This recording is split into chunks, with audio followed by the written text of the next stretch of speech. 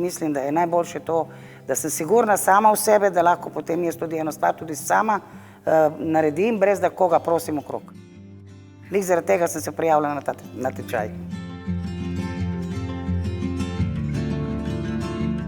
Mislim, da je največja stvar, ki jo pridobijo, to, da dejansko izgubijo nekaj, da izgubijo strah pred uporabo teh tehnologij, da razumejo, kaj se pravzaprav na teh napravah dogaja, da razumejo tudi recimo oblak, računalnik, telefon in da na koncu znajo vprašati ali pa če jim kdo od mlajših pomaga, da razumejo, kaj se pravzaprav dogaja. Glejte, jaz sem bil star 60 let, ko sem videl prvič računalnik v službi, ne? Ampak življenje je vedno izziv, ne? In ta tempo življenja zahteva tudi druga znanja. Zato sem si zaželel, da malo bolj poglobim znanje o računalništvu, ne? Sem bila nesigurna v mobitel, se nisem znala na določenih stvarih in imam sicer otroke, ampak mi prehitro vse skupaj povejo in nisem razumela ničesar. Vedno jim povem, kaj je tisto, kar je pomembno, na kar morajo čuvati, da se vse ostalo da postaviti nazaj.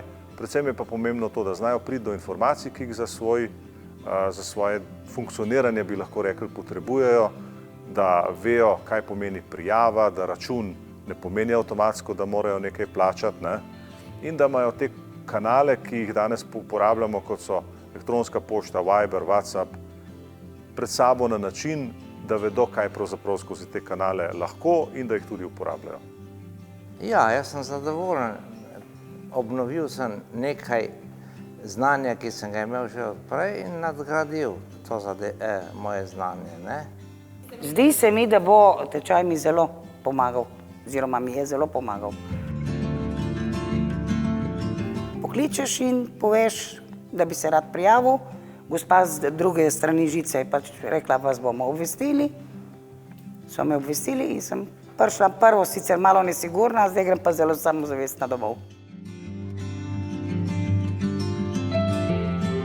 Na koncu rečejo, a lahko dobim vašo telefonsko številko ali pa naslov elektronske pošte, da vas bom poklical, ko bo šlo kaj narobe. Ja, želijo ostati v stiku, ampak že to, da želijo tudi nadaljevati na tem, je ena velika pohvala. Se pravi, da razmišljajo naprej, kako bi še več preizkusili.